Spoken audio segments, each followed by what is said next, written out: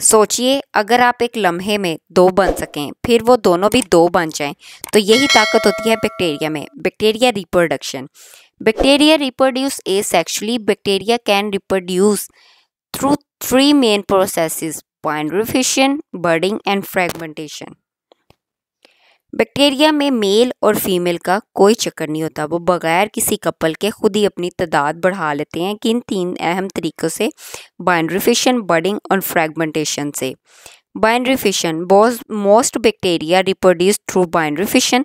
This process involves a parent bacterial cells divided into two identical daughter cells. इस तरीके में एक जो पेरेंट बैक्टीरियल सेल्स है खुद को टू इक्वली डॉटर सेल्स में डिवाइड कर देता है। दोनों नए सेल्स बिल्कुल एक जैसे होते हैं।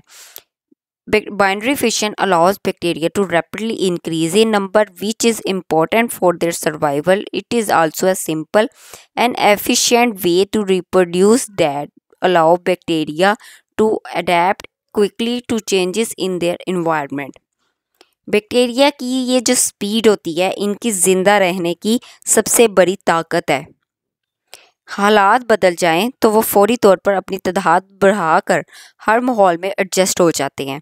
DNA begin to replicate in the parent cells in preparation for segregation.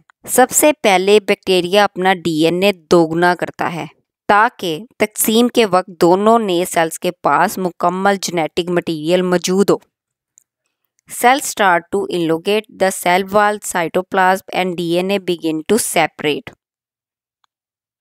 Bacteria का जिस्म लंबा हो जाता है और डीएनए, साइटोप्लाज्म और सेल वॉल दोनों तरफ खिसकना शुरू हो जाते हैं ताकि तकसीम आसान हो सके।